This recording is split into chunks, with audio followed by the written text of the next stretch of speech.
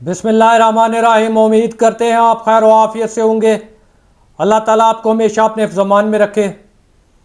मैंने अपने कैरियर के दौरान वकालत करते हुए कातलों से ज़्यादा, मुजरमों से ज़्यादा ख़तरनाक जो कानूनी जाल देखे हैं, जो कातलों से ज़्यादा आपको नुकसान पहुंचा सकते हैं।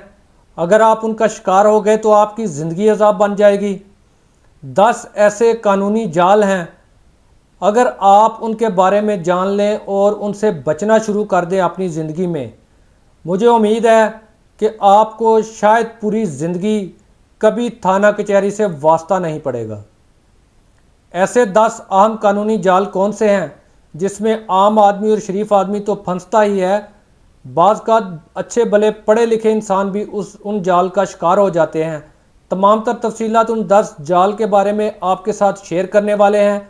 लेकिन इससे पहले अगर आप हमारे चैनल पर नए हैं तो हमारे चैनल को सब्सक्राइब जरूर कर लें, ताकि इसी तरह की कारआमद और मालूमाती वीडियो बर वक्त आप तक पहुंचती रहे। जाल नंबर 1, जो सीधी सीधी आपकी कब्र तैयार करती है, वो एक ऐसा कानूनी जाल है, खाली कागज़ पर दस्तखत कर देना, भरोसा करते हुए, एतमाद करते हुए किसी दोस्त के कहने पर कि यार ये तो बस फॉर्मेलिटी है, साइन करो, कुछ नहीं होता।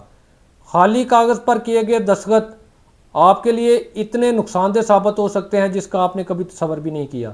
ज़िंदगी में कभी भी अपना वतीरा बना ले, कभी भी जो मर्जी हो, खाली कागज़ पर दस्तखत नहीं करने।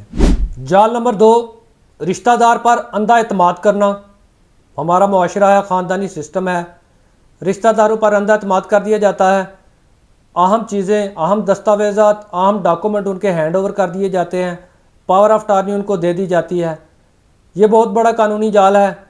वक्ती तौर पर तो सब कहते हैं ठीक है, लेकिन बाद में जब हालात बिगड़ते हैं तो वही रिश्तेदार जिस पर आपने एतमाद किया होता है वही आपकी जड़ें खोखली करता है और वही आपको अदालतों में घसीटता है, वही आपको आपकी प्रॉपर्टी को हड़प कर जाता है, वही आपके साथ माली तौर पर और कानूनी तौर पर फ्रॉड कर जाता है।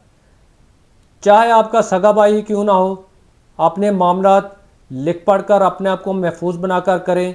कभी भी किसी भी करीबी से करीबी रिश्तेदार पर भी अंधा एतमाद ना करें अगर आप थाना कचहरी से बचना चाहते हैं। जाल नंबर 3, बगैर पढ़े लिखे किसी मुआहदे पर साइन कर देना। बाज़ का आपको जल्दी होती है या जो जाल बुन रहा होता है वो आपको इस हालात में ले आता है कि आपको पढ़ने की फुर्सत नहीं मिलती कि ये जिस स्टाम्प पेपर पर, जिस एग्रीमेंट पर, जिस कागज़ पर मैं दस्तखत कर रहा हूँ, इसकी तहरीर क्या है।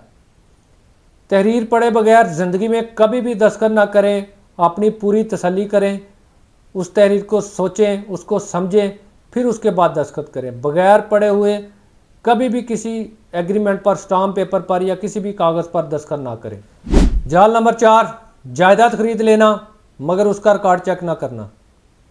बिल्कुल हवा में उसका रिकॉर्ड चेक किए बगैर, लोकेशन चेक किए बगैर, खाना मलकियत उसका चेक किए बगैर कि महकमा रेवेन्यू के रिकॉर्ड में ये जगह का मालिक कौन है और जो मुझे डॉक्यूमेंट दिखाए जा रहे हैं, मौके पर जो प्लाट दिखाया जा रहा है, क्या ये दोनों सेम है या अलग-अलग हैं। ये सारी जांच पड़ताल किए बगैर जायदाद खरीद लेना और बाद में फिर पछताते रहना, ये बड़ा खौफनाक जाल होता है। आपको मीठी मीठी बातें सुनाकर और आपको बड़े सुहाने ख्वाब दिखाकर कि ये प्रॉपर्टी इतनी कीमती हो जाएगी, यहाँ से कोई तेल निकल आएगा, सोना निकल आएगा, और आप उस मीठी मीठी बातों का शिकार होकर फौरी तौर पर जगह खरीद लेते हैं, पैसे दे देते हैं, रजिस्ट्री करवा लेते हैं। बाद में फिर आपके पास सिर्फ रजिस्ट्री ही रह जाती है, ना जगह होती है, ना पैसे होते हैं।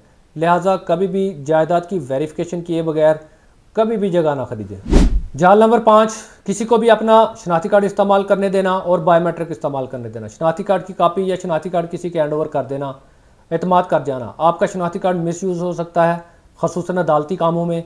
आपकी बायोमेट्रिक जो आप अक्सर औकात बेदयानी से हर जगह पे बायोमेट्रिक अपनी कर देते हैं, अंगूठा लगा देते हैं मुख्तलिफ शॉप्स वगैरह पर, उनका मिसयूज़ करके आपके नाम पर सिम निकलती हैं और वो क्राइम में इस्तेमाल होती हैं। बाद में आपके ख़िलाफ़ जो है वो केस बन जाता है और आप सफाइयाँ देते फिरते हैं कि नहीं। लेकिन बायोमेट्रिक एक बड़ी ख़तरनाक चीज़ है।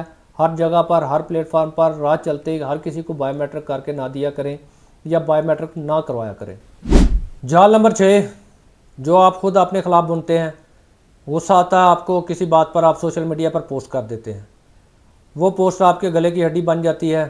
PECA act 2016 NCCI cyber crime wing active होता है और आपके ख़िलाफ़ FIR हो जाती है और आप मुकदमे में उलझ कर रह जाते हैं। वक्ती जज्बात में, गुस्से में आपका किया गया फेल जो है वो आपके लिए एक बड़ा लंबी चौड़ी कानूनी जंग शुरू हो जाती है और आपकी ज़िंदगी उलझ कर रह जाती है। आप अपने दीगर तमाम रोज़मर्रा के मामला से बिल्कुल हट जाते हैं और परेशानियाँ आपका मुकद्दर बन जाती है। जाल नंबर 7, किसी पर तरस खाकर उसको कर्ज दे देना लेकिन उसका सबूत कोई ना रखना। तहरीरी तौर पर कोई सबूत ना रखना कि मैंने इसको पैसे दिए हुए हैं। बाद में जब पैसे वापस लेने की बारी आती है बंदा मुकर जाता है।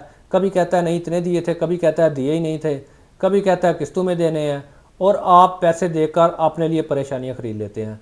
अगर किसी को कर्ज देना हो, कभी भी अच्छी बात है कर्ज देना, लेकिन उसके लिए तहरीरी डॉक्यूमेंट ज़रूर तैयार करें, उसका कोई सबूत ज़रूर रखें कि मैंने इसको पैसे दिए थे और इतने पैसे दिए थे। जाल नंबर 8, बूढ़े वालिदैन अपने खिलाफ खुद बुनते हैं। सारी की सारी जायदाद अपनी ज़िंदगी में बच्चों के नाम मुंतकिल कर देते हैं। मेरा मानना यह है बच्चों के नाम ज़िंदगी में जायदाद ज़रूर मुंतकिल करें, लेकिन इतने एसेट और इतनी जायदाद या इतना तहफ़्फ़ुज़ अपना ज़रूर कर लें कि आपको किसी का मोहताज ना होना पड़े अपनी रहाइश के लिए और अपने रोज़मर्रा के अखराजात के लिए। बेशक जायदाद मुंतकिल करें, लेकिन अपने आप को पहले महफूज बनाएं, उसके बाद जायदाद मुंतकिल करें, बसूरत दिगर आपका बुढ़ापा खौफनाक हो जाता है। जाल नंबर 9, मोबाइल में सेंसिटिव मालूमात सेव कर लेना। अपनी प्राइवेट तस्वीर, प्राइवेट लम्हों की वीडियोस, तस्वीर, अपने मोबाइल के पिन कोड, अपनी बैंकिंग ऐप के पिन कोड, इस तरह की हसास मालूमात मोबाइल में सेव रखना। और फिर वो मोबाइल से अगर चोरी हो जाएं तो आपका तमाम डाटा आपको ब्लैकमेल करने के लिए, आपके पैसे अकाउंट से चोरी करने के लिए इस्तेमाल हो सकता है।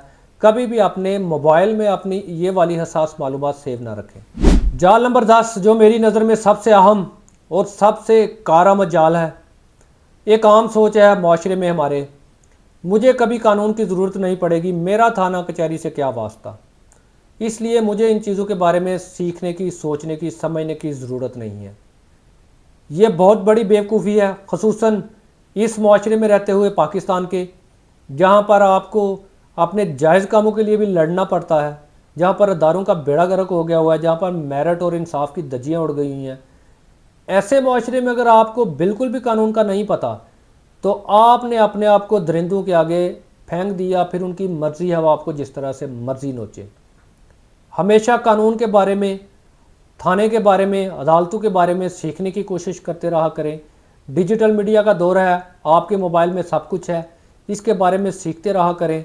खुदा न खास्ता आपको किसी मामले में उलझना पड़ जाए या किसी मामले में आप उलझ जाएं तो आपको कम से कम ये पता हो कि मैंने करना क्या है और जाना किस तरफ है। आप अपनी होशो वास ना खोएं।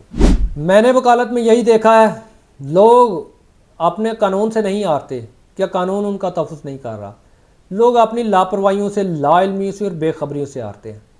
कानून को जानें, सीखें, समझें, प्रोसेस को सीखें, समझें, इस माशरे की रवायतों को समझें, थाने की रवायतों को समझें, कचहरी की रवायतों को समझें, अदालतों की रवायतों को समझें, वकीलों की रवायतों को समझें, उसके मुताबिक अपने आप को तैयार करें, अपनी आने वाले नस्लों को तैयार करें अगर इस माशरे में ज़िंदा रहना है। नहीं तो फिर ये दरिंदे भेड़िए आपको नोच डालेंगे और आप कुछ भी नहीं कर सकेंगे। लिहाजा ये जो 10 कानूनी जाल मैंने आपको बताए हैं, इनके बारे में गौर व खोज करें, समझें, और मुझे उम्मीद है अगर आप इनसे अवॉइड करना शुरू हो गए, इनको समझ गए, तो इंशाल्लाह ताला आप सारी ज़िंदगी थाना कचहरी से दूर रहेंगे, आपको ज़रूरत ही नहीं पड़ेगी। सही वक्त पर की गई कानूनी एहतियात आपकी ज़िंदगी संवार सकती है। उम्मीद करते हैं आपको वीडियो पसंद आई होगी। वीडियो पसंद आए तो लाइक, कमेंट, शेयर ज़रूर कीजिएगा और ये वीडियो ज़्यादा से ज़्यादा शेयर कीजिएगा ताकि ज़्यादा से ज़्यादा लोगों तक ये मैसेज पहुँचे और ज़्यादा से ज़्यादा लोग अपनी ज़िंदगी संवार सकें। हमसे कोई कानूनी मशवरा करना चाहते हैं, दिए गए हमारे नंबर पर व्हाट्सएप मैसेज करके या फिर कमेंट सेक्शन में आप हमसे कानूनी राय ले सकते हैं।